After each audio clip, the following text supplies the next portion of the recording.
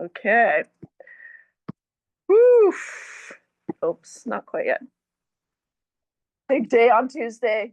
Got a long weekend before then. I know. Gearing up for it, I hope. We're going to finish 2.5. We're not going to start anything new, so we'll just kind of take the time it takes, and then you can work on practice problems or whatever. We'll see.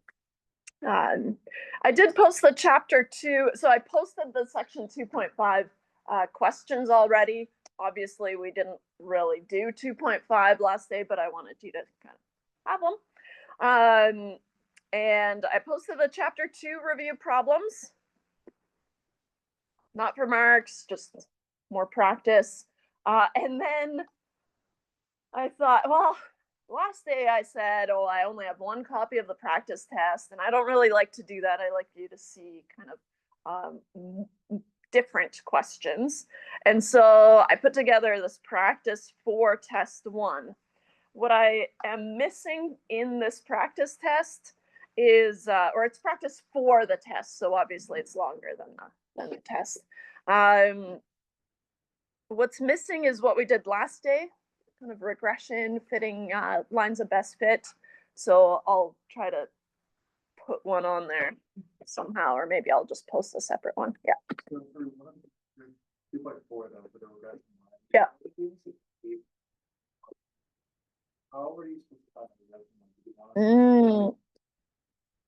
Yeah. So if you copy and paste that into Excel, it should just copy paste.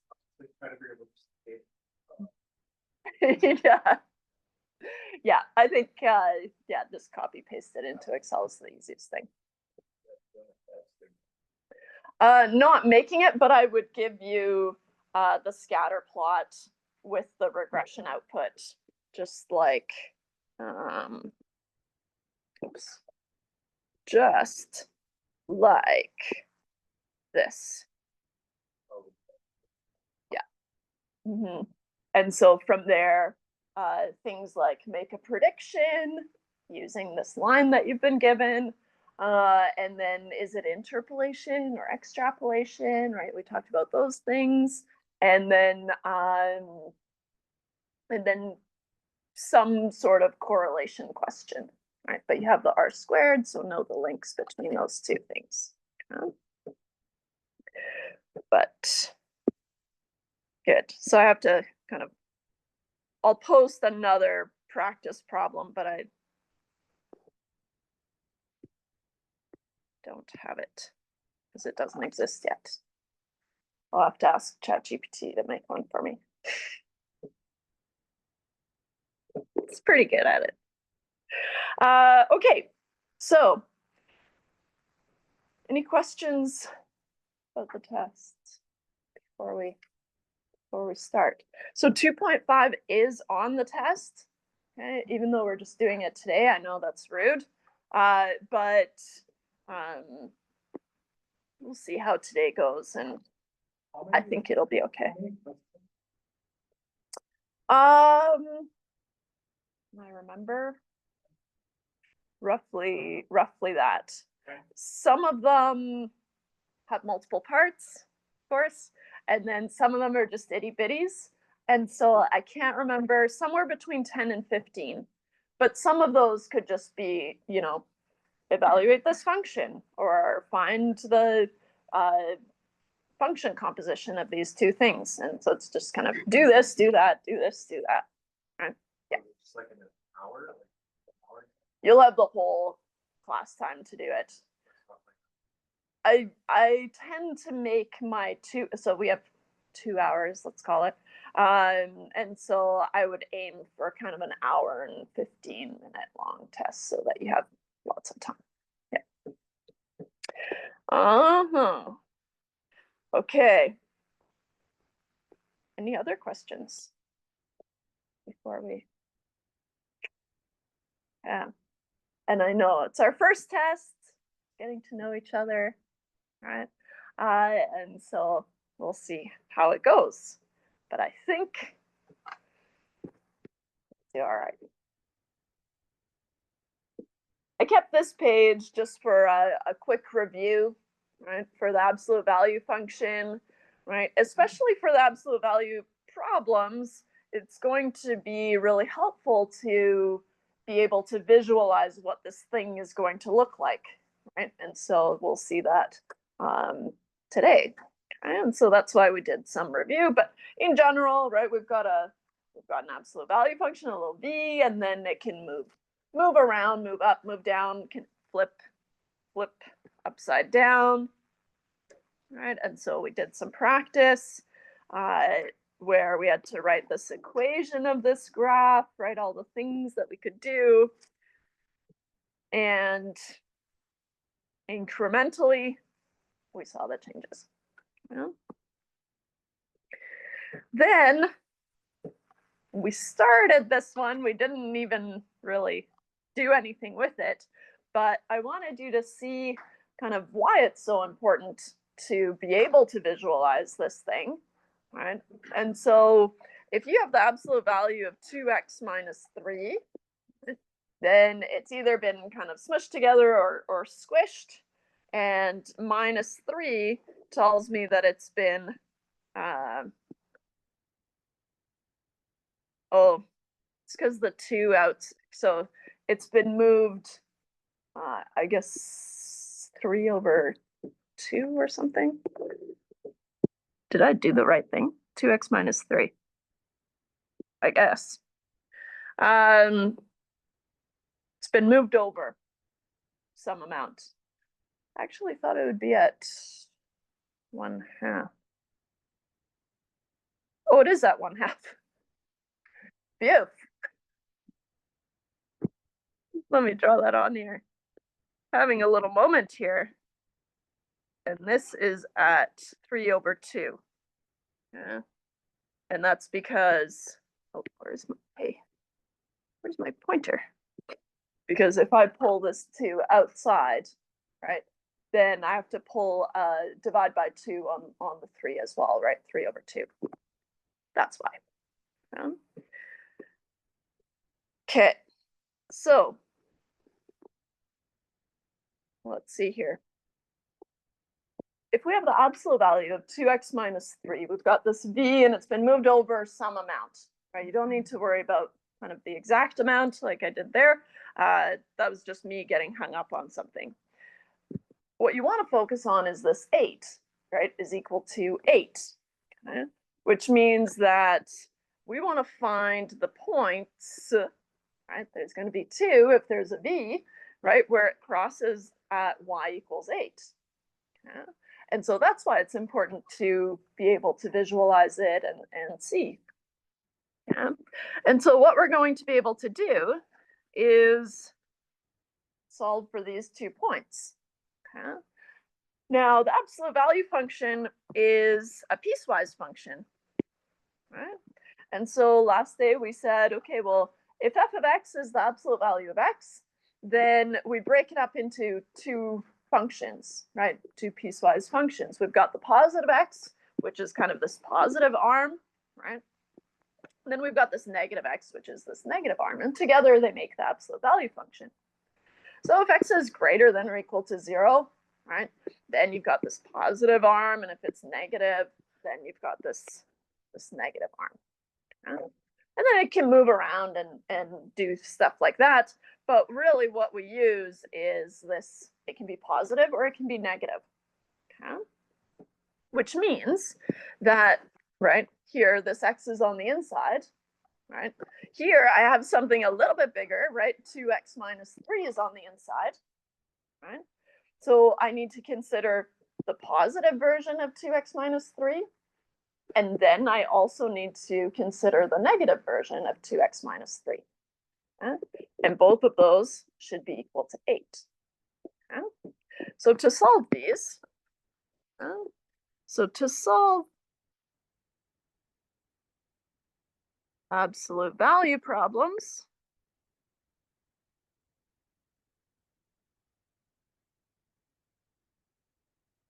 we need to consider both the positive, oh, I always combine both the into one word, both the, oops, positive and negative. fine, I'll write it out properly.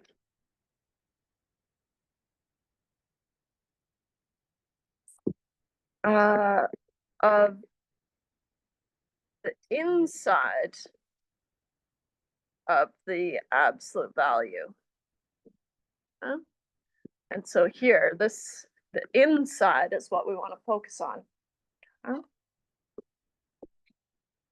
So that means that I like to just do them side by side, where I consider the positive version and then the negative version. And so what we have is 2x minus 3 must be equal to 8, as well as negative 2x minus 3 is equal to 8. So I've taken the inside, right? 2x minus 3, just the positive version. That one's easy enough, right? And then I have to do the negative version. Make sure you keep the negative on the outside, right? Because you'll have to expand it in carefully. Okay? So maybe I'll label this the positive and the negative, of course. Okay. Solving for x, right? We know the y has to be 8 because that's what we're forcing. So solving for x in both of these situations is not, terribly difficult. It's getting there. And so 2x minus 3 makes 2x is 11. And so x must be 11 over 2, 5.5.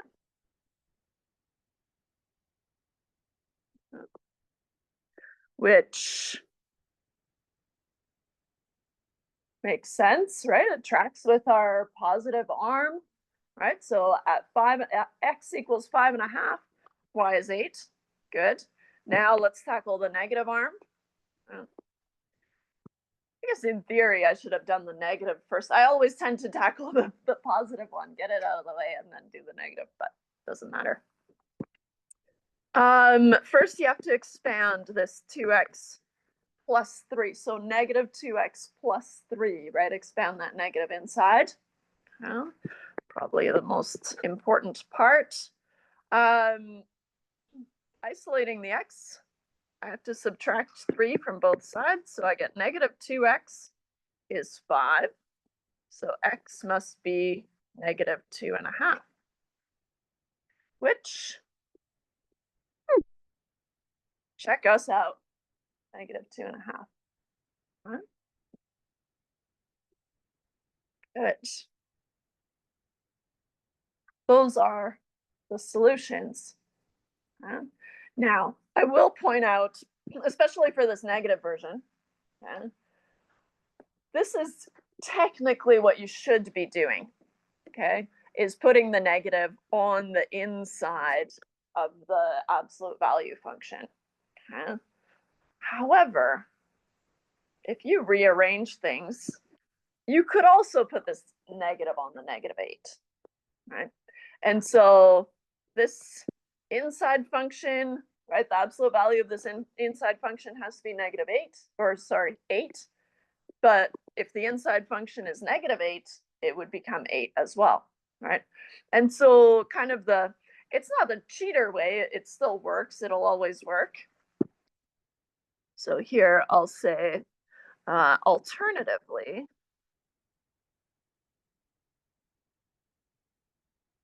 we could put the negative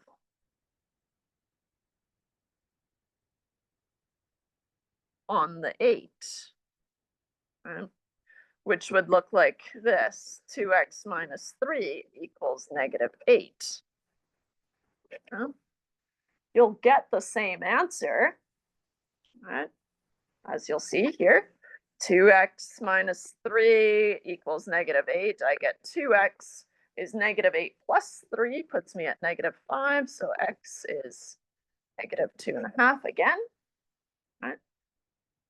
And I find that that's a little bit easier, right? You don't have to do the expansion, right? And so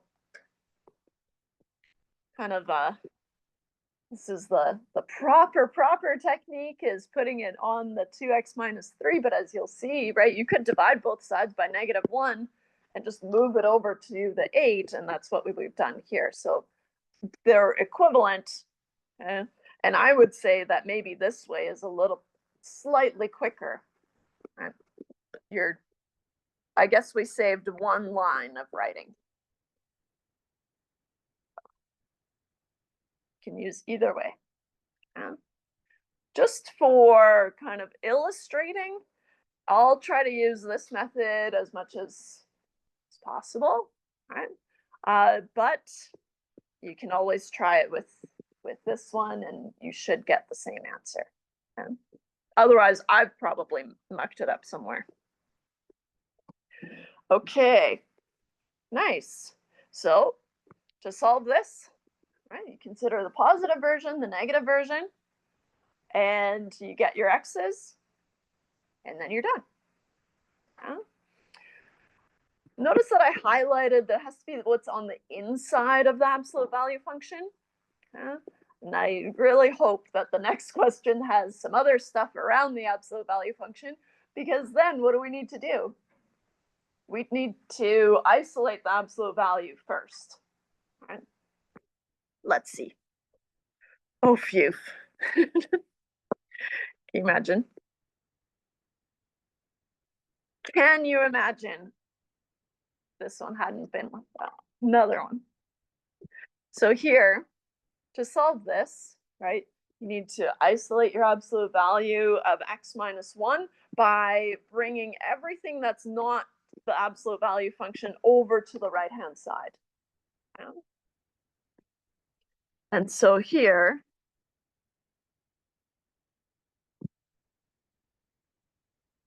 we need to isolate the absolute value of x minus 1 by moving everything else to the right-hand side. By moving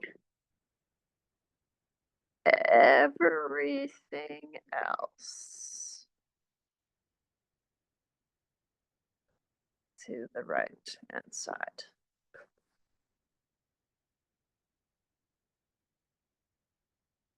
And then we're able to solve it. So if you are treating this absolute value of x minus 1 as one thing, right, then the first thing you would need to do is subtract 4 from both sides, right, and then divide by -2. Right? So here we go. 4 minus 2 times the absolute value of x minus 1 is 1. What I want you to try to do is make your absolute value bar just slightly taller than your 1. Otherwise, it might look like 11. Right? And so just make them just slightly taller helps. So isolating absolute value, picking away at this, 1 minus 4 puts me at -3.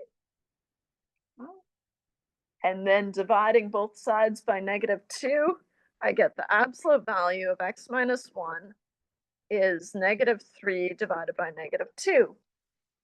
Negative over negative makes a positive, right? And you can think of it as 1.5 if you'd like, right? Or just keep it as 3/2. But it might be nice to just use 1.5. So we have the absolute value of x minus 1 is equal to 1.5. Okay.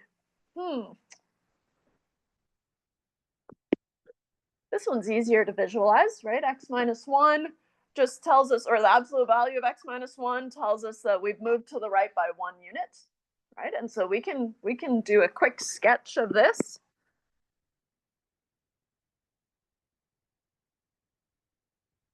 And so here, if I'm at 1, looks something like this. And I want to find the values where it's equal to, let's do it somewhere here, 1.5. Now, I don't actually know where 1.5 is on this scale, right?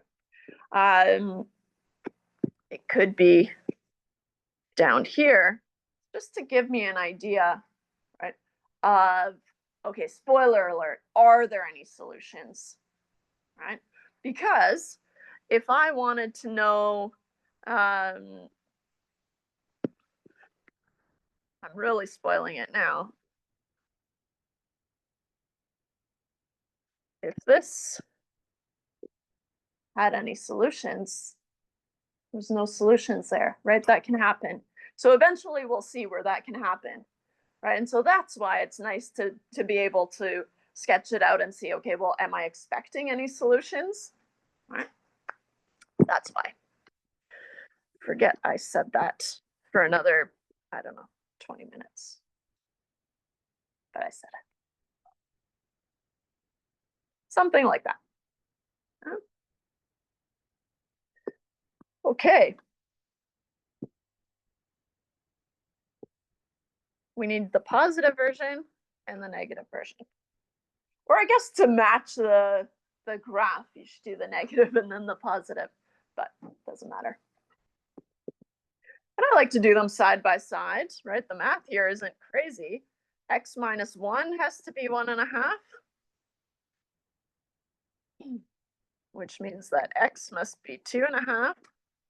And X minus 1, the negative version of it, must be 1.5. Or if you prefer, right, X minus 1 has to be negative 1.5. You're allowed to do that as well. So negative X plus 1 is 1.5. So then negative X is 0.5. So X is negative 0.5.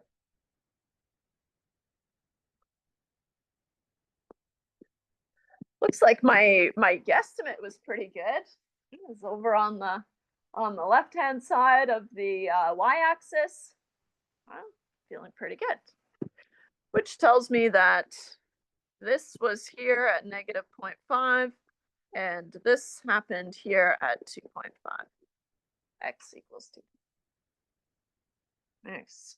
But all I'm looking for are just those two X's. Huh? Maybe I should do a line here just to show. Okay, nice. What's really fun about the absolute value functions is that once you've kind of isolated the absolute value, the math itself isn't, that crazy. You can kind of do it pretty quickly. Just have to remember to do both the positive and the negative. Let's put this one up here. Why don't I need very much room for this one?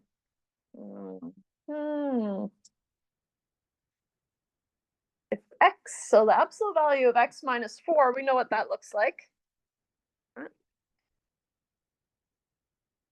I've moved over to the right 4 units. Looks something like this. And I want to know, where is this thing equal to negative 2? Well, never. Yeah. It's also true just because of how absolute value functions behave. Absolute value functions only create positive values, right? And so here, if we visualize it, if you're able to visualize it, we see that there are no solutions, right? But also just the fact of absolute value functions means it can't happen. So since absolute value functions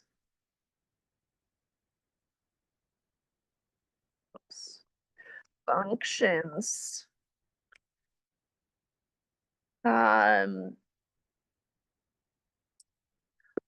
always positive,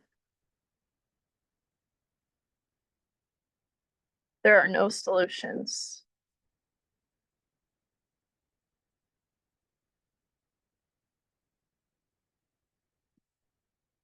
We can see this in the visualization.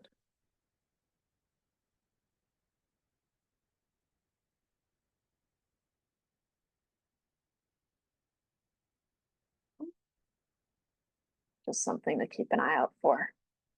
Oh. If you had other values around here, right, what would you need to do? You would need to isolate the absolute value before you jump on the negative, right? Because maybe once you rearrange things, that negative would go away and then it would have solutions, right? But in this case, it is just the absolute value, and you can see that there are no solutions, right? Good.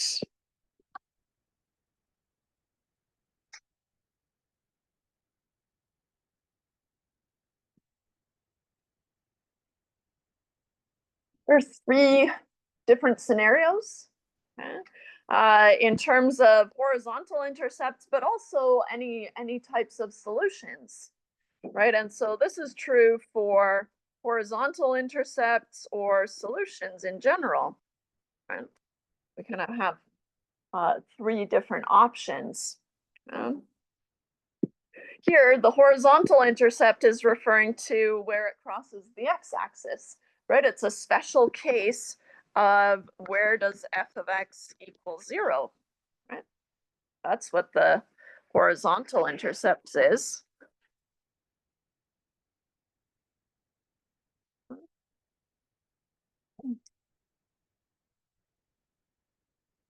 If we have an absolute value function that's been moved up, then and facing up still, right, then we would see that there are no horizontal intercepts, right? We can have this special case where we do have one horizontal intercept, right? So at the B point, okay, there's only one solution, right? Because that's where the positive and the negative version meet. Technically, by definition, you know, we only look at the positive arm, right? And so the negative arm only takes over if x is negative, right? But it only ends up looking like 1 point here. And what we've seen so far is if we have two horizontal intercepts or two solutions, right? That's always nice. Okay.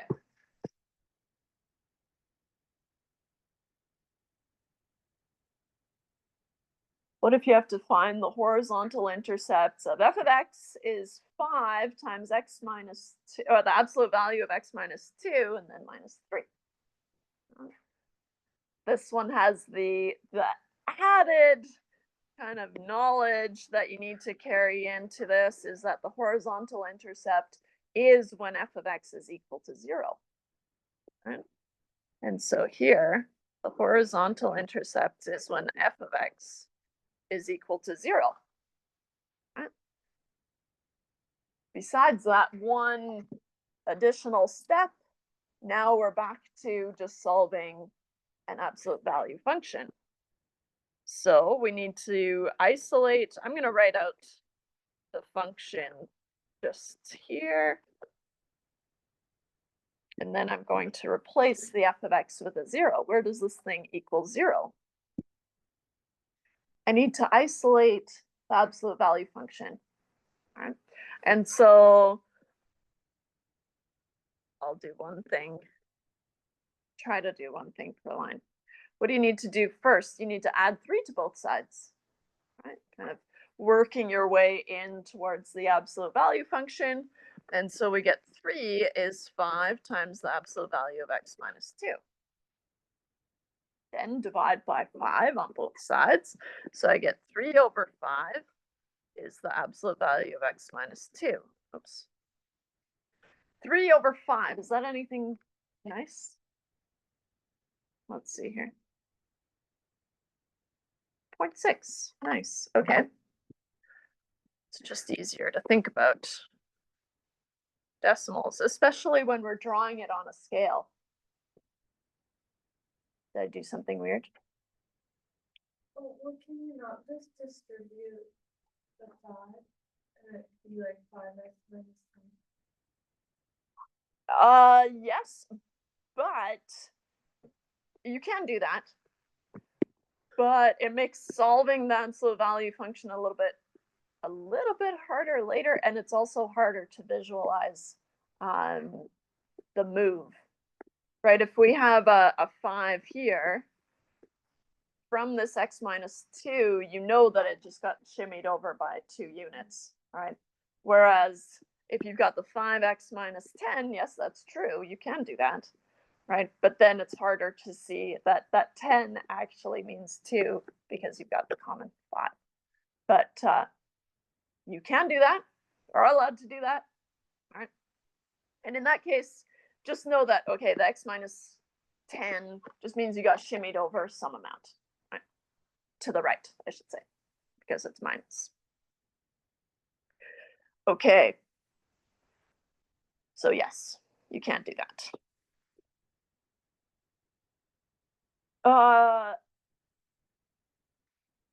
Let's visualize it first, right?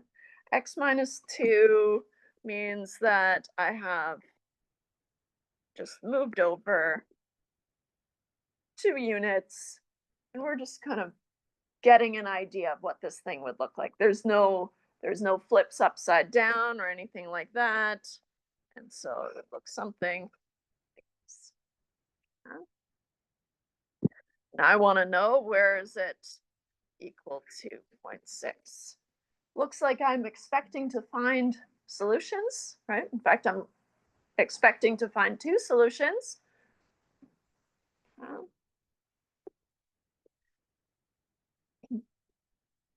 Notice that we are finding the horizontal intercepts, right? But of this whole thing. And so in order to find that, right, we boiled it down to something like this. Okay. So you want to do the positive side and the negative side of x minus 2 is equal to 0.6, and negative x minus 2 is equal to 0.6.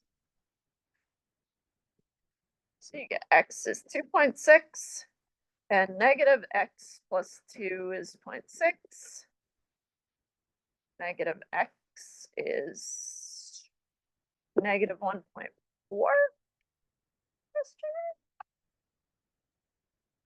X is 1.4.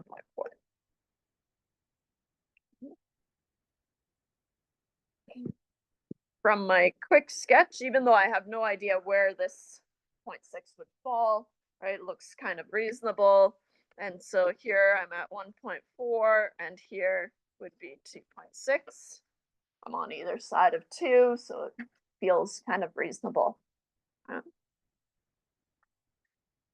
Nice. Good. I do find that putting the negative on the 0.6 would be quicker, right? It is tempting, and like I said, you're allowed to do it, but trying to do it properly. It's one of those math things, and properly or something that does the exact same thing. What's the difference? I don't know. Sticklers.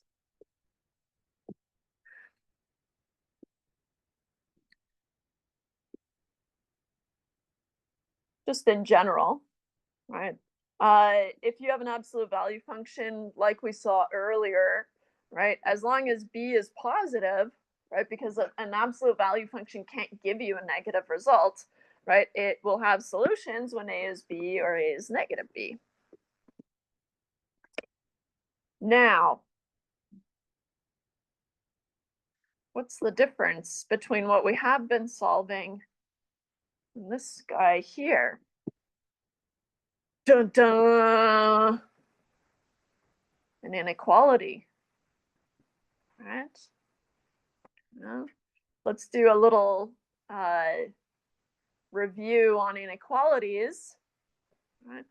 The only thing, so we can treat inequalities as if they're equal signs, except if you multiply and divide by a negative number, then you have to remember to switch it. And so otherwise, they're just equal signs in my mind. But really, so let's let's do that first. So inequalities.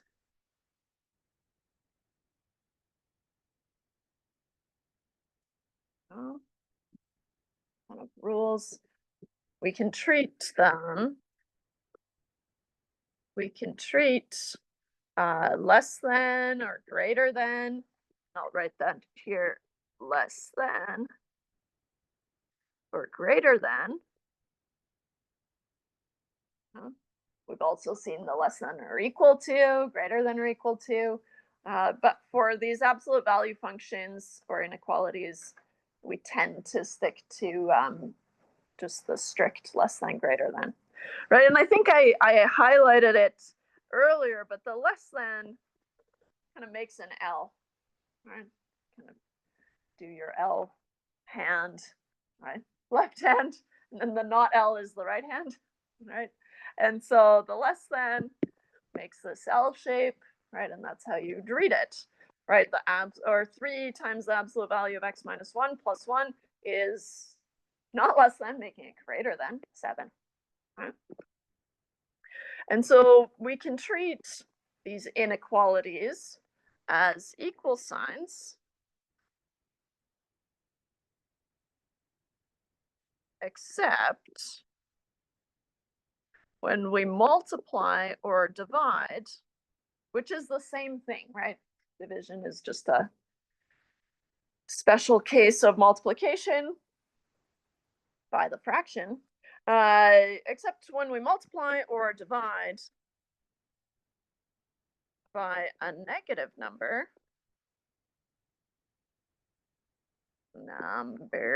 let's ditch the M there.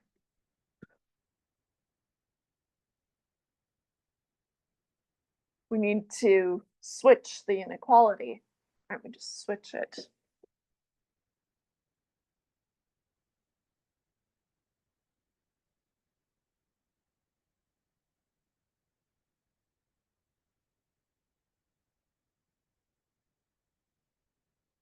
Okay. So the first thing I want to do is isolate this absolute value, because then it's going to be easier to kind of look at and work with and visualize. So we've got our 3 times the absolute value of x minus 1 plus 1 is greater than 7. Just treat it as an equal sign, unless you're multiplying or dividing by a negative number, right? Adding and subtracting is fine. And so I'm left with 3 times the absolute value of x minus 1 has to be greater than 6, right? 7 minus 1. And if I divide both sides by 3, I get the absolute value of x minus 1 is greater than 6 over 3, 2. That's easier to visualize, right?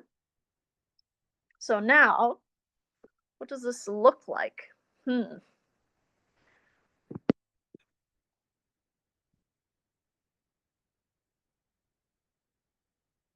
absolute value of x minus 1 has been moved over to the right by 1 unit. We know how to solve where it's equal to 2, right? So let's start there. If I force this to be at 2,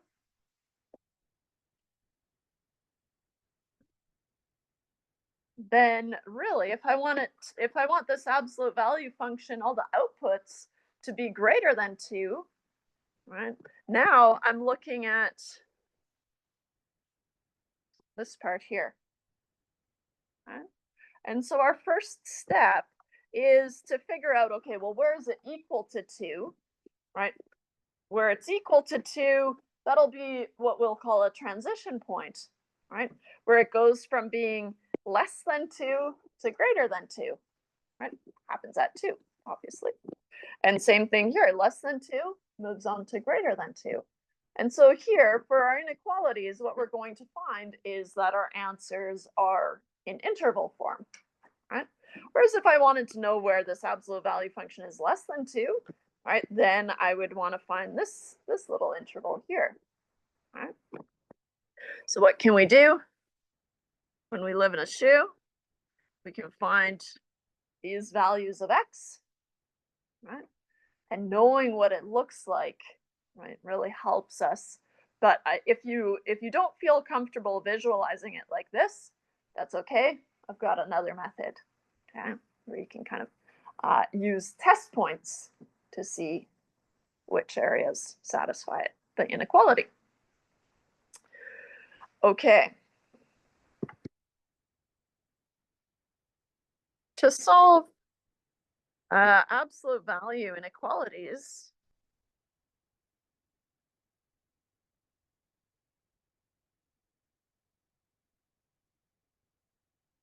first, replace the inequality with an equal sign, right, to find those transition points. First, replace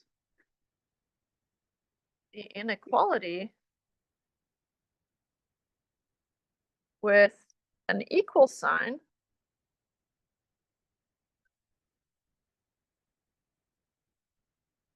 to find the transition points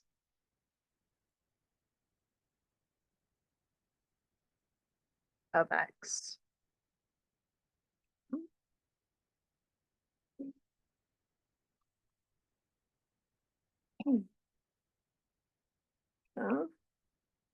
And then from those transition points, we can find the intervals that satisfy the inequality. Then use the transition points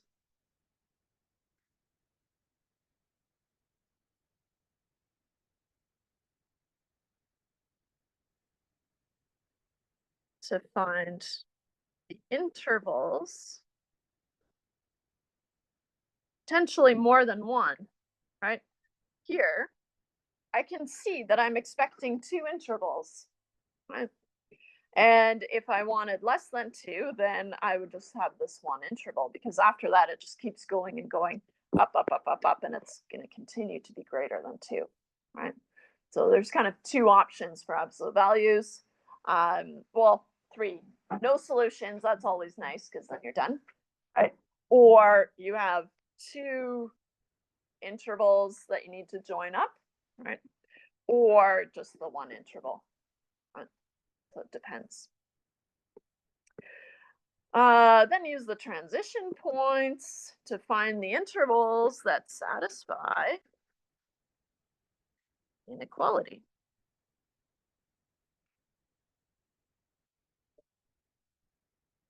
Okay.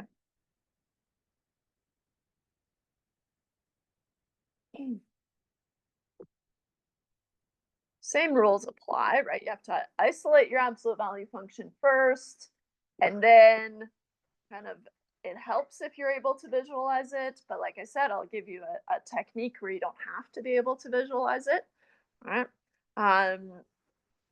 But now we want to solve where this absolute value of x minus 1 is equal to 2, right? We want to find these two values of x. So let's do that. So I've got I need the positive version and the negative version. I've got x minus 1 is equal to 2. Let me just make sure. Yeah. And I want negative x minus 1 is equal to 2. We know how to do that. Okay. And so I get x must be at 3, or negative x plus 1 must be at 2. So negative x must be at 2 minus 1, which is 1. So x must be at negative 1.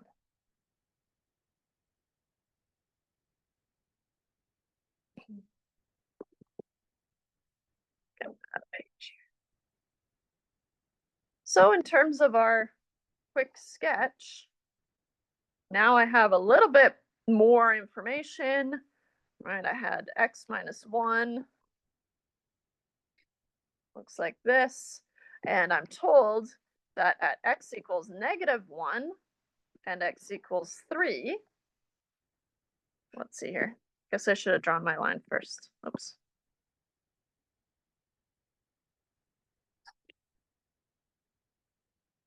It worked out. Nice. That's where it's equal to 2. No? Now from this, right, I know that if I want it to be strictly greater than 2, so not equal to 2, right, I would need to go up to -1, but not including -1, right?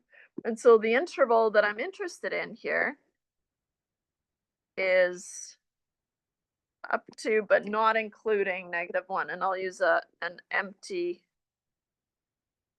dot there. And all those values of x from -infinity up to -1, but not including -1, because at -1 it is 2, right? And so if we refer back to our inequality, we want it to be greater than 2, but not equal to 2, right? So here I go from -infinity up to -1, not including -1. And on this positive arm, I start at 3, but not quite at 3, and not including 3. And all these values of x moving out to positive infinity satisfy the inequality. And do you remember how to join those two together? The u. Nice. And so here, therefore, and I'll keep it on the same page, -infinity to -1, or 3 to infinity, right, is the solution.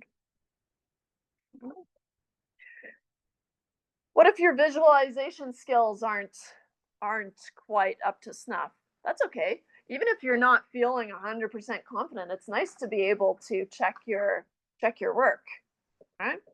And so instead of relying, I'll say that, on the visualization,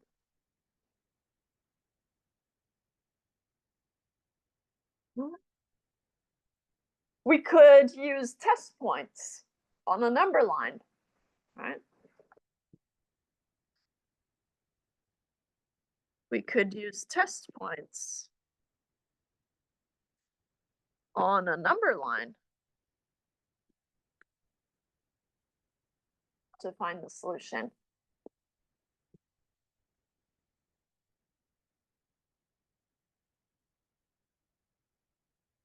So going back up here, we still need to find the transition points, -1 and 3. So here, first plot the transition points.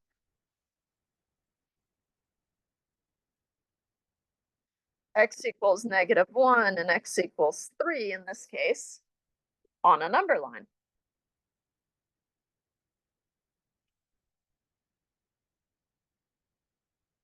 That's going to be equivalent to this x-axis, right? So now I'm really just focusing on this x-axis. So it's going to look something like this. Whoops.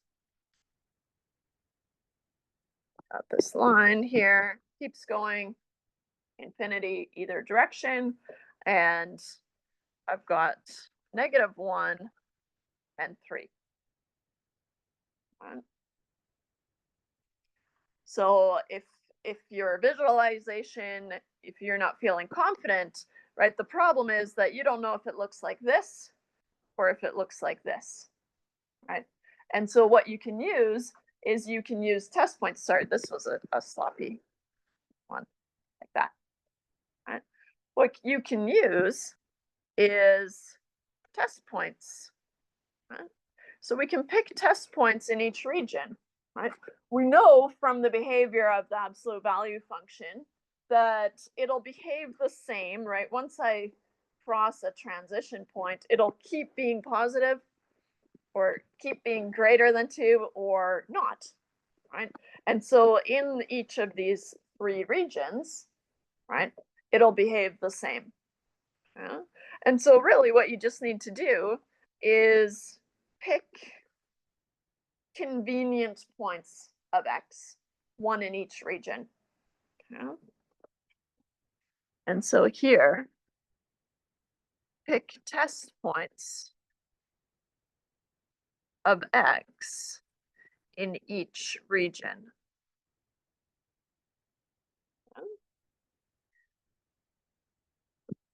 Whenever I'm going between a negative and a positive, my go-to test point is always 0 because 0 is nice to work with.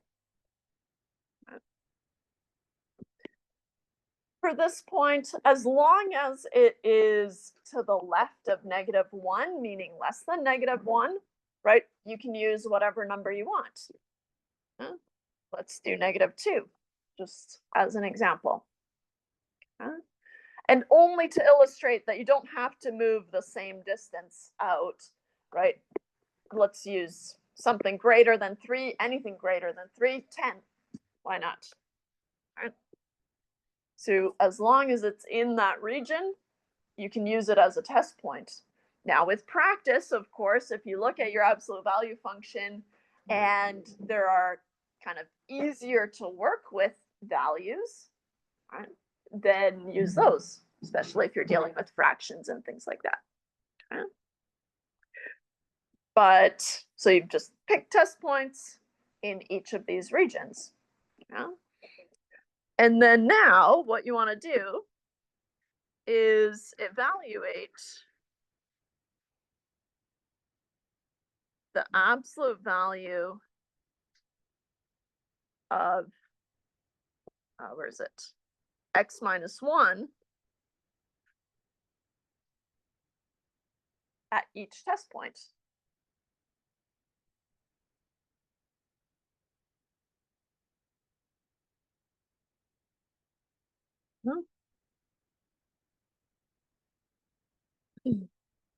I like to do a little divider here. And so if I have the absolute value of X minus 1 at X equals -2, right, my test point, then I get the absolute value of -2 minus 1, which is the absolute value of -3, which is 3. And as we suspected, this inequality is greater than 3, or sorry, 2. Numbers. So here, this is greater than 2, so we're happy, right? That region satisfies this inequality.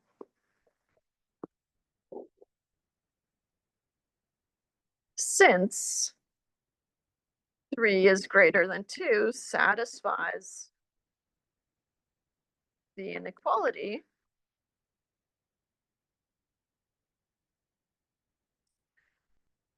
this region is part of the solution.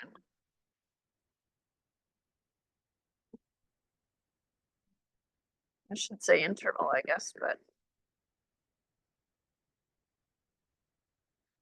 Now, from what you know about absolute value functions, right, they're always going to be a B. And so if you found a region that works, right, from here, you know that this next one is not going to work, right? But let's just do it just in case. And then probably what's going to happen is the next one will work, and just because of the V shape. But notice how you don't need the visualization to use the test points. So let's do this next one. Any point between -1 and 3, but I'm a sucker for 0 when I can. If I have the absolute value of 0 minus 1, that puts me at the absolute value of 1, which is 1, which is not greater than 2. So it does not satisfy the inequality.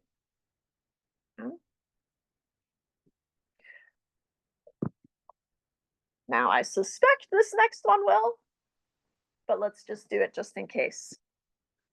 So the absolute value of X minus 1 at x equals 10, 10 minus 1, I get the absolute value of 9. The absolute value of 9 is 9, which is greater than 2, which means that this region also satisfies the inequality. All right.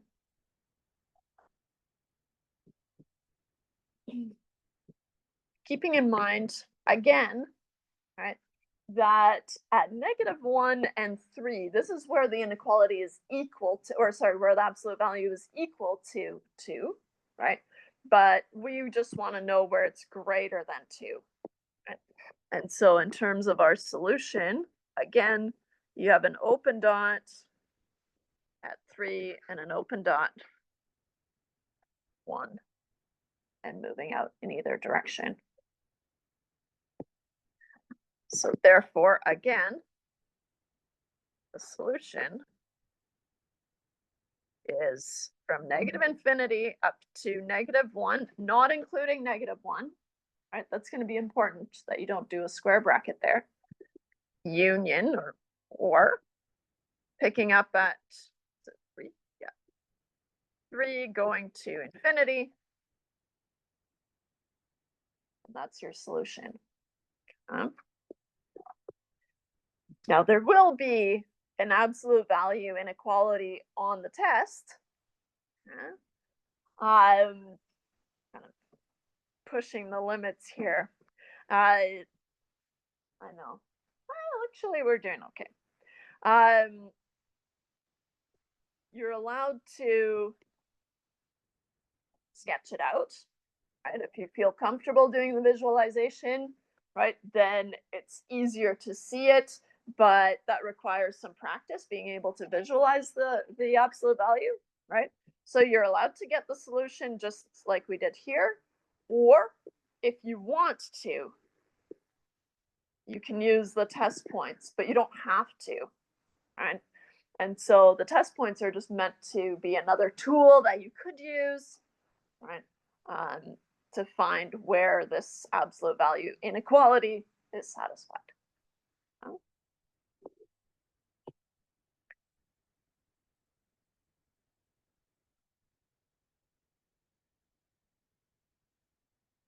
And let's see, do I have a? I don't. Yikes. Well, we can grab some fresh ones.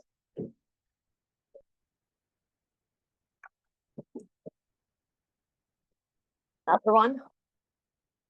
For what x values is f of x greater than 0, given that f of x is the absolute value of x minus 3 minus 5?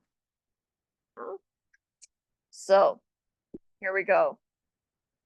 I want to know, I'll start off with just writing out my equation. F of x is the absolute value of x minus 3 minus 5.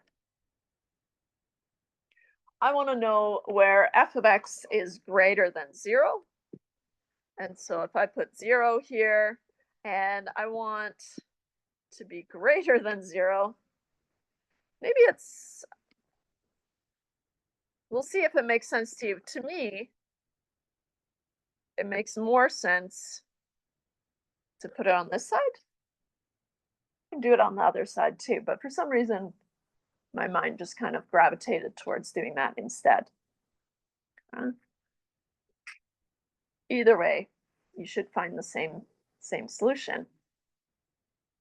Now, what we want to work towards is isolating the absolute value first, right? And so keeping in mind those inequalities. And so to isolate it, all I need to do is move this 5 over to the right-hand side. And so I have the absolute value of x minus 3 has to be greater than 5. On the test, I'll make sure that you don't have to multiply or divide by a negative, right? And so on the test, you'll just be able to assume it works like an equal sign. So don't worry about that, right? Lots of time to work on inequalities later in the course. So, okay, because we haven't seen any yet. So that would be mean. Maybe on an assignment you've got it. Okay. The absolute value of x minus 3 has to be greater than 5. First thing I want to do, I always just want to sketch it out. X minus 3, it's been moved over 3 units to the right. And got some 5 here. At some point, it looks like I'm going to be able to find solutions. Where is it greater than 5? It looks like I'm going to have the same scenario as before, right? Where I have kind of from negative infinity up to some point of x, right? And then picking up at some point of x going to positive infinity as my solution. Let's find what those values are. So we want to find the transition points. Let's see here. Positive version and the negative version of x, or the absolute value of x minus 3 is equal to 5. Oops. Positive. Oops. There. X is 5 plus 3 is 8, and negative x minus 3 is to be equal to 5. Negative x plus 3 is 5. Negative x must be 5 minus 3. And so x must be negative 2. Looks like my 5 is a little bit off. Let's put it here. Something like that. Same deal. Okay. So these will be my transition points. Right? And so if you've got the sketch of it, right? But if you're using the sketch, you have to show me that you're using the sketch on the test, right? So then you need to sketch it out and show me that, hey, this is where the inequality is satisfied. Otherwise, you have to show me the test points, right? So let's do the test points because we've already done the visualization, which I think is a little bit easier, right? And so, but it requires visualizing absolute value. Right? So, we can use test points.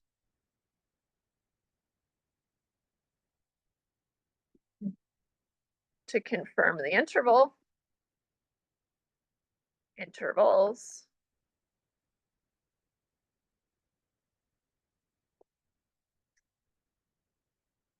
So I've got these transition points, -2 and 8. And I just, doesn't really matter if they're spaced appropriately, it's just to visualize it, right? And so I just kind of plop them, kind of dividing it in thirds. Okay. Picking any points as long as they're in each of these regions, right? Let's do negative, let's go crazy, -5. Well, I can't resist. If I'm between a negative and a positive, I always go for 0. And how about we use just 10? What am I checking? I'm checking to see whether the inequality that I'm interested in is true at each of those test points, right? It'll be either true or false. Right? And so we'll go through and do each region. The absolute value of x minus 3 at x equals -5 first. -5 minus 3 is the absolute value of -8, which is 8, which is greater than 5. Just as we suspected from the graph, but in this scenario, you haven't done the graph, right? And so now we know. But also now from knowing the general shape of a V, right?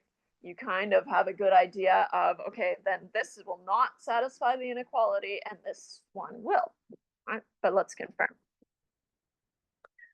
So we've got the absolute value of x minus 3 is the absolute value of 0 minus 3, which is the absolute value of negative 3, which is 3, which is not greater than 5.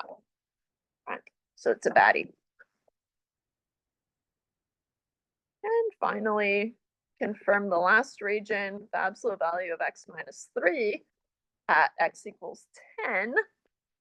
10 minus 3 is absolute value of 7, which is 7, which is greater than.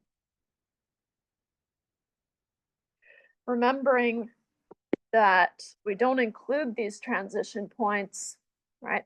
Unless the inequality has greater than or equal to 5, right? Then you would include them. But so far we've only seen the exclusive, but it can happen if the inequality has the equal to, then you include it in the solution, but in this case we don't. No? And so therefore, the solution is the interval from negative infinity up to -2, but not including 2. So round bracket, union, picking up at 8, but not including 8, going to infinity. Nice. And I'm pretty sure that's all she wrote.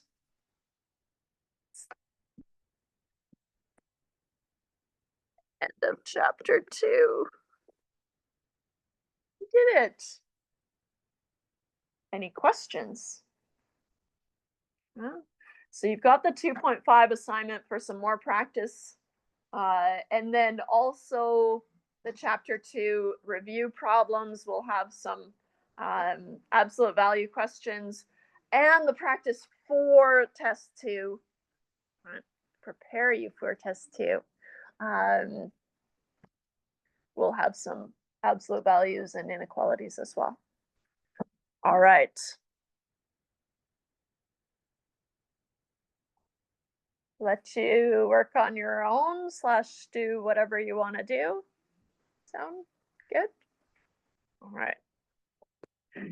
I'll be here. If you have any questions, let me know, but I will stop this recording.